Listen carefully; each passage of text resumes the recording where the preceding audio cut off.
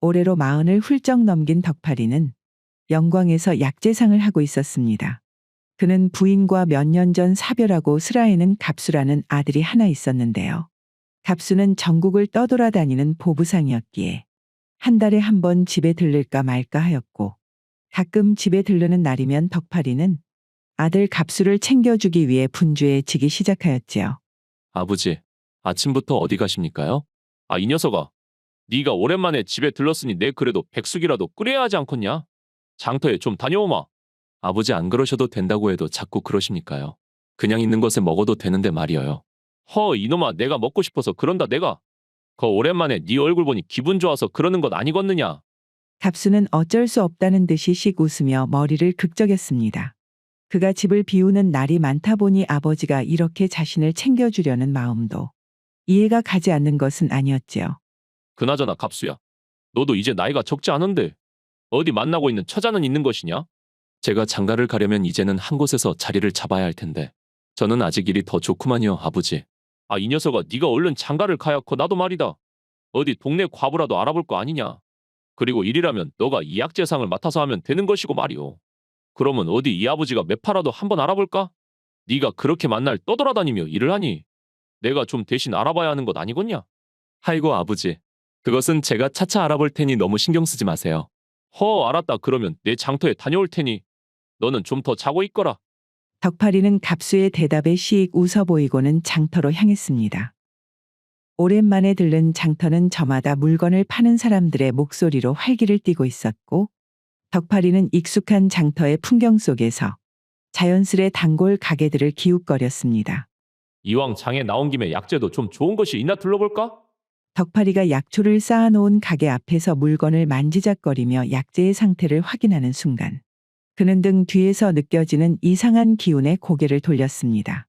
그의 시선이 닿은 곳에서는 어느 한 여인이 자신을 묘한 눈빛으로 뚫어지게 바라보고 있었지요. 덕팔이 오라버니 맞는 것이지? 그 여인이 자신의 이름을 부르자마자 덕팔이의 머릿속에는 오랫동안 깊숙이 담아두었던 기억이 한순간에 현실로 소환되는 것을 느낄 수가 있었는데요. 그녀는 바로 은숙이었습니다. 덕팔이는 어렸을 적부터 조실부모하여 외삼촌이었던 신만이인 병욱이의 손에 맡겨져 삼촌과 함께 10살 남짓한 나이부터 산을 타며 신만이의 길에 들어섰지요.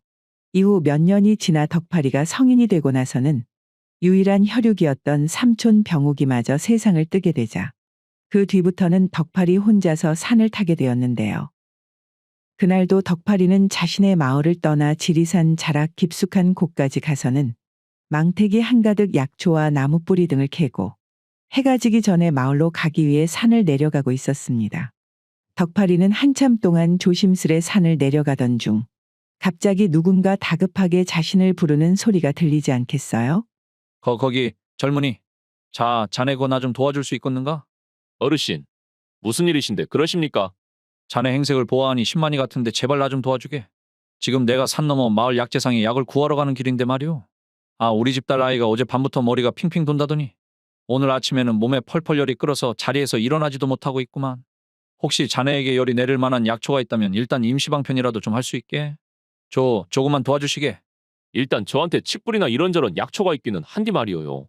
한번 제가 봐볼 테니 길을 안내해 주시겠습니까? 정말인가? 아이고 이거 참말로 고맙구만. 이쪽이요 따라오시게. 덕팔이는 10여 년간의 신만이 생활 덕분에 약초에 대해 지식이 해박하였지요. 이전에도 이렇듯 산에서 갑자기 탈이 난 사람이나 열이 난 사람들을 봐준 경험이 많았기에 선뜻 도와주겠다고 하고는 그 어르신을 따라 나섰습니다. 그리하여 어르신이 이끄는 대로 한참을 가보니 덕팔이는 산 아래 다른 마을과는 조금 떨어진 외딴 초가집에 도착할 수 있었고, 그 어르신의 집에 도착하자마자 서둘러 방 안으로 들어가 보니 그곳에서 한 소녀가 땀에 흠뻑 젖은 채 누워있는 것을 볼 수 있었는데요. 그랬습니다. 그 소녀가 바로 은숙이었습니다.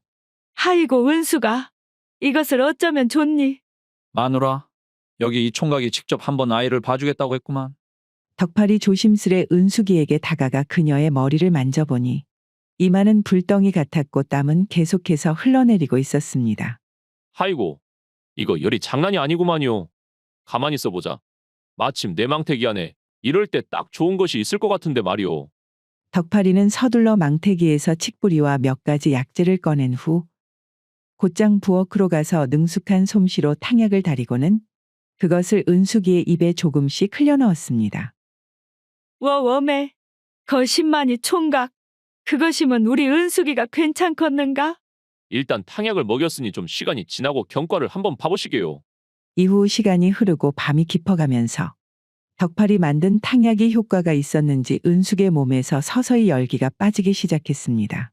내내 그녀의 곁을 지키고 있었던 덕팔이는 안도의 한숨을 내쉬었고 그렇게 긴장이 풀리니 그제서야 그녀의 얼굴이 눈에 들어왔지요. 하이고, 이런 깊은 산골에 사는 처자 얼굴이 뭐가 이렇게 곱다냐 참말로. 그렇게 덕팔이는 한참 동안 그녀의 얼굴을 지켜보며 밤이 새도록 은숙이의 곁을 떠나지 않았습니다.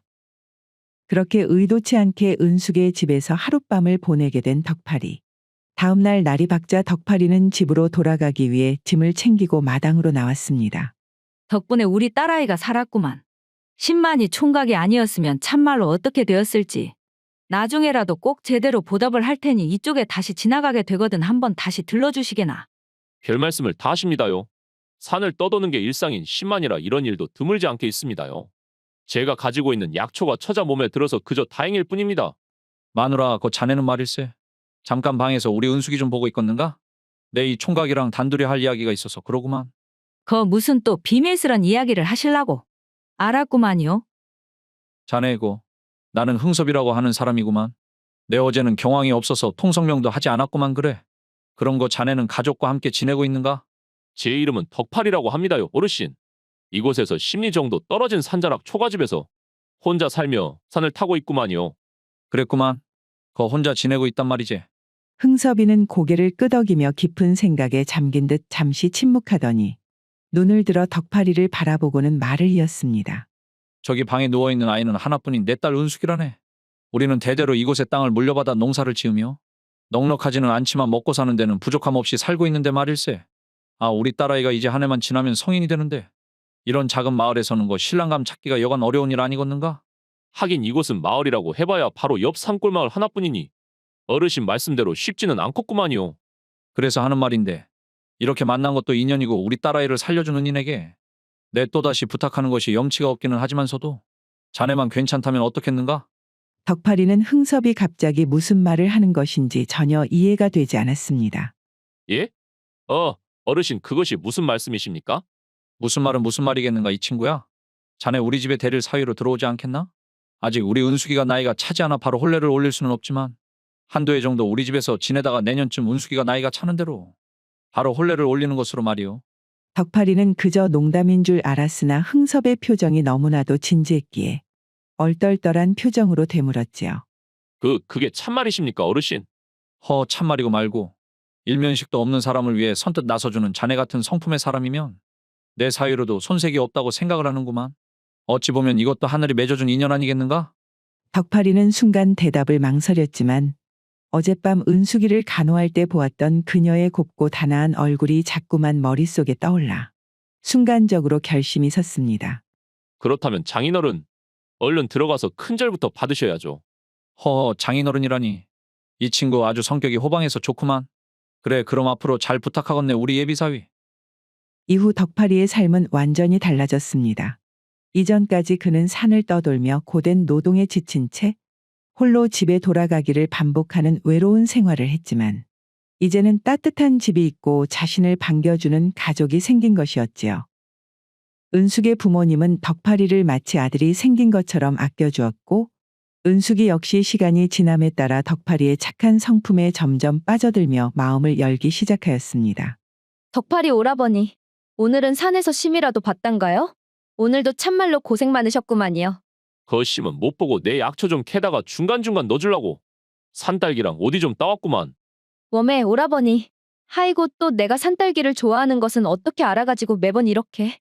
덕팔이 산에서 일을 마치고 돌아오면 은숙이는 마당 앞에서 그를 기다리고 있었고 은숙이의 말 한마디에 덕팔이의 피로는 눈 녹듯이 사라졌지요. 덕팔이는 이제서야 자신의 인생이 제대로 나아가고 있음을 느꼈습니다. 덕팔이 은숙이의 집에 대릴사위로 지내게 된 지 반년 정도 시간이 흘렀습니다. 하루는 평소 흥섭이와 친분이 있던 유정 스님이라는 분이 마을에 잠시 볼 일이 있어 내려왔다가 돌아가는 길에 은숙이의 집에 들렀는데요. 이 스님은 관상을 잘 보고 풍수를 보는 능력이 뛰어난 것으로 유명한 분이었는데 마을 사람들은 중요한 일이 있을 때면 유정 스님에게 조언을 구하기도 할 정도였지요. 흥섭이 자네? 오랜만에 보는구만 그래. 그나저나 자네 얼굴이 아주 밝아진 게 집안에 무언가 좋은 일이 생긴 것 같은데. 아이고 스님. 역시 스님 앞에서는 아무것도 숨길 수가 없구만요. 사실은 말입니다. 반년 전부터 우리 집에 덕팔이라는 예비사위가 들어와서 같이 살고 있습니다요. 무엇이라? 그것은 참말로 경사 중에 경사구만. 그나저나 은숙이 나이가 벌써 그렇게 된 것이 참말로 세월이 빠르게 흐르는구만. 아 호랑이도 제 말하면 온다더만. 마침 우리 사위가 일 마치고 돌아오나 보구만요. 그때 덕파리가 산에서 돌아와 인사를 하며 마당에 들어섰고 하루 종일 덕파리를 기다렸던 은숙이 그를 따라 방으로 들어갔지요. 그리고 그 순간 스님은 덕파리와 은숙이를 보자마자 방금 전까지만 해도 온화했던 스님의 얼굴이 웬일인지 차갑게 굳어졌는데요. 유정 스님. 무슨 일이십니까? 무슨 안 좋은 일이라도 생각이 나신 겁니까? 흥섭의 물음에도 스님은 한동안 말을 잇지 못하다 깊은 한숨을 내쉬며 낮은 목소리로 말을 했지요. 아이고 이것을 어쩌면 좋단가. 차라리 내가 보지 않았으면 좋았을 것을.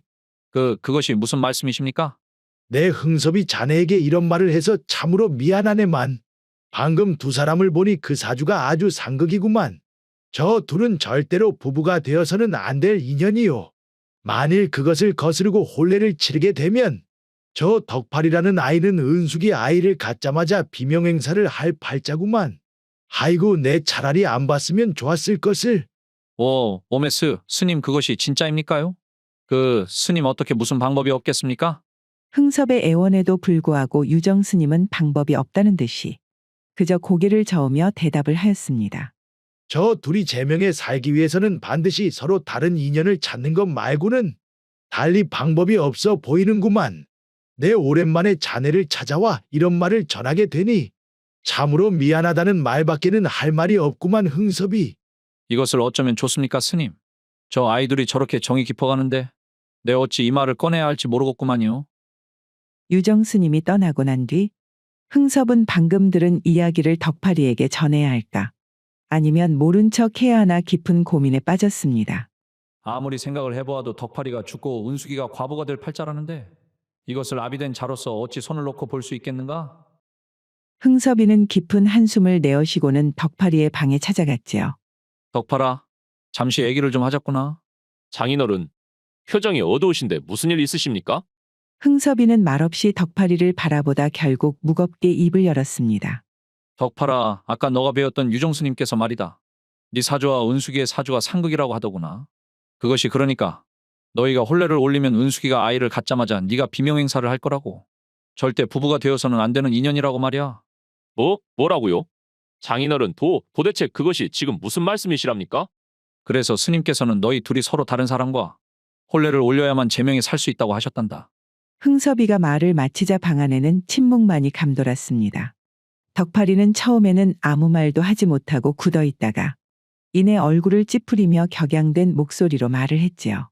장인어른, 저도 사주팔자 같은 것을 모르는 것은 아니지만서도 사람의 운명은 스스로 개척을 하는 것이지. 어떻게 사주 하나로 혼례를 깬단 말입니까? 덕팔아, 너처럼 나도 그저 사주고 뭐고 흘려듣고 싶었다만 하지만 그 유정스님께서 원체 용하신 분 아니냐? 이제 보니 장인어르신께서 막상 혼례날이 가까워지니 저 같은 아무것도 없는 사내에게 은숙이를 주기 싫으신 것 아니십니까? 뭐시라? 차라리 솔직하게 말씀해 주셨으면 좋겠습니다.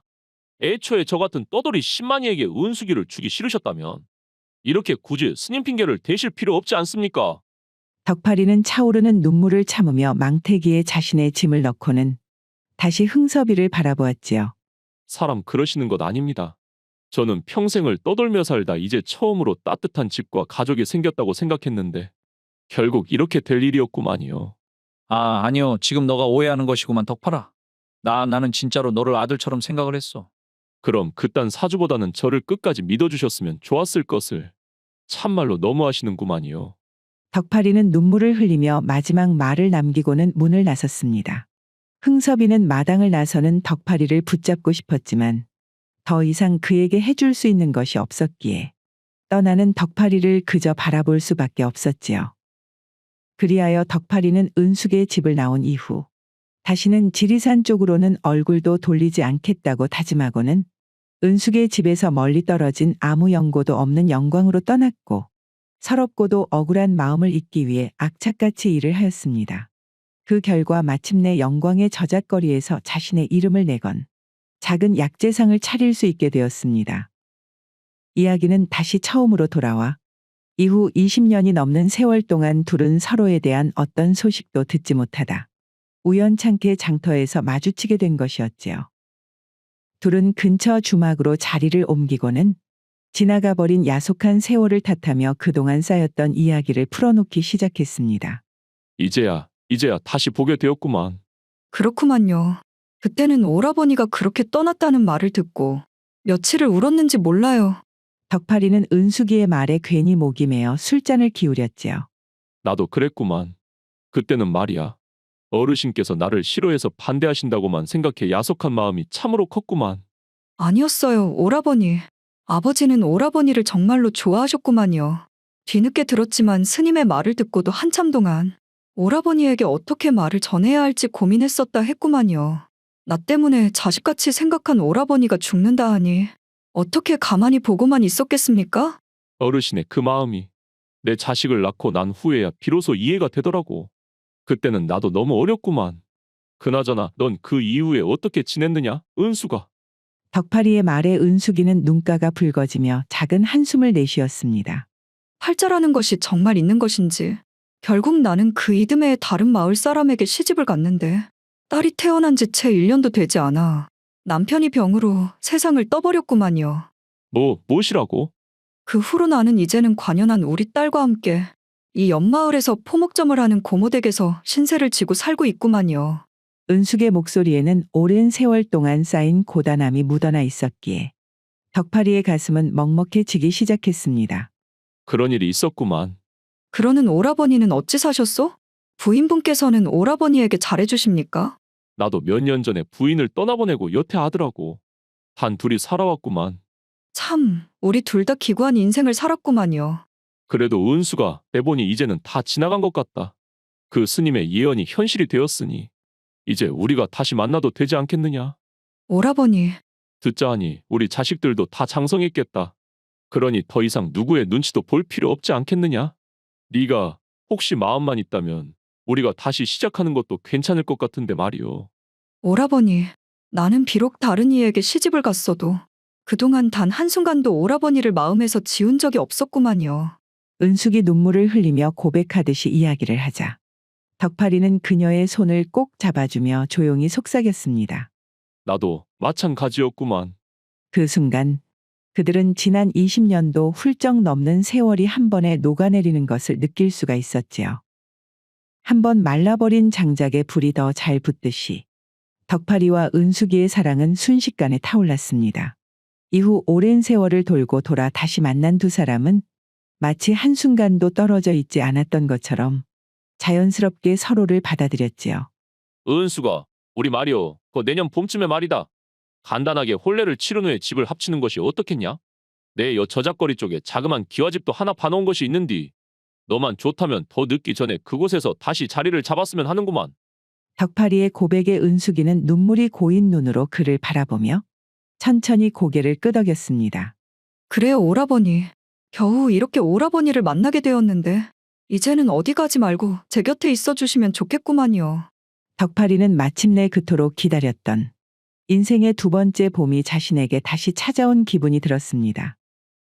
그러던 어느 늦가을에 찬바람이 불던 날, 덕파리의 약재상에 반가운 손님이 찾아왔는데요. 아버지. 익숙한 목소리에 덕파리 고개를 돌리자 아들 갑수가 문을 들어서고 있었지요. 하이고 우리 갑수가 왔구만. 아버지. 이번 겨울은 오랜만에 집에서 보내려고 왔습니다. 그래, 그래야지. 아무리 너가 이곳저곳을 누비는 보부상 일을 한다고는 해도 어찌 그리 만날 떠돌기만 할 것이냐? 이번 겨울에는 아주 일생각은 제쳐두고 편하게 머물다 가거라. 오랜만에 아들이 찾아오자 기분이 좋아진 덕파리는 저녁을 먹고 아들 갑수에게 처음으로 술을 한잔 하자고 권하였습니다. 생각해보니 내 너하고는 한 번도 술을 마신 적이 없었구나. 술은 자고로 어른에게 배워야 하는 법이야.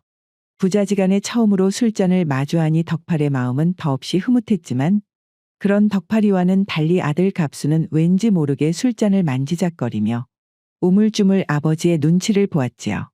갑수야, 너 혹시 무슨 일이 있는 것이냐? 아, 무슨 하고 싶은 말이 있어서 나를 찾아온 것이오? 덕팔이의 물음에 갑수는 술을 한 모금 들이키고는 부끄러운 듯이 말을 했습니다. 아버지죠. 내년 매화꽃이 피기 전에 장가를 갈까 하구만요. 워, 몸에 뭐라고? 장가를 간다고. 그것이 아버지. 사실 전부터 만나오던 처자가 있었는데 이제야 장가갈 결심이 생겼구만요. 허, 이놈아. 아, 나한테는 그렇게 아무도 없는 것 마냥 굴더니 숨겨놓은 사람이 있었구나. 그런데 이것이 말이다, 갑수야. 조금 애매하게 되었구만. 예, 애매하게 되었다니 그것이 무슨 말씀이시란가요? 아, 이 애비도 내년 봄에 말이다. 지금 만나는 사람과 간단하게 혼례를 올리고 집을 합치게 될 것 같은데 말이야. 갑수는 아버지의 말에 잠시 멍한 표정을 짓다가 이내 얼굴이 환하게 밝아졌습니다. 아버지, 그것이 참말로 다행이구만요. 안 그래도 아버지께서 이렇게 정정하신디 항상 혼자인 것이 마음에 걸렸습니다. 이제 아버지께서도 짝이 있으시니 저도 걱정 없이 장가를 갈 수 있게 되었구만요. 아들 갑수의 말에 덕팔이는 어색한 듯 헛기침을 하다 이내 껄껄 웃어 보이고는 그래, 서로 좋은 일이 생겼으니 오늘은 기분 좋게 술을 마셔야겠구나. 둘은 서로의 앞날을 축하하며 밤이 늦도록 술잔을 기울였습니다.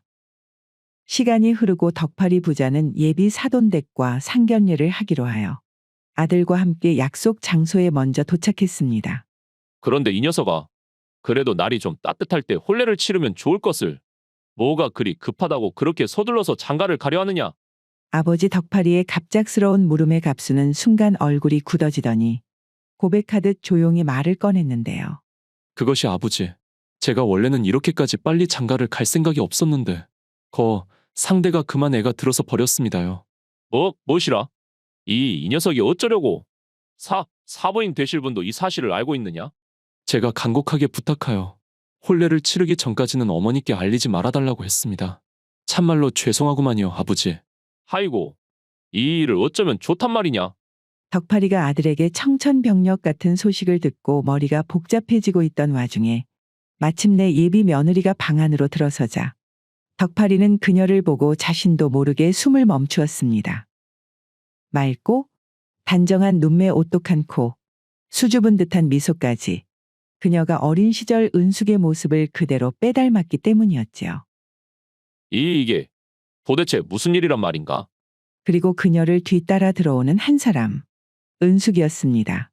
은숙이 또한 방에 들어서자마자 덕팔이와 눈이 마주치고는 아무 말도 하지 못한 채 그대로 굳어버렸지요. 설마 오늘 상대가? 그리고 둘의 머릿속을 스쳐 지나가는 한마디. 저 두 아이는 절대 부부가 될 운명이 아니구만. 은숙은 덕팔이와 갑수를 번갈아 바라보며 조용히 눈물을 흘리기 시작했고 사정을 알 리 없던 그녀의 딸은 그런 어머니를 보고 걱정스러운 마음에 살짝 그녀의 손을 잡았지요. 어머니, 이 좋은 날 왜 이렇게 눈물을 보이십니까? 그게 말이요. 우리 딸이 어디서 이렇게 멋지고 다부진 사내를 얻어왔는지 너무나도 기뻐서 그런단다. 은숙은 딸을 안심시키기 위해 억지로 미소를 지어 보였지만 그녀의 표정에는 말로 표현할 수 없는 복잡한 감정이 서려 있었지요. 그렇게 덕팔이와 은숙은 운명을 거스르지 못한 채 결국 사돈지간으로 남아야만 했습니다.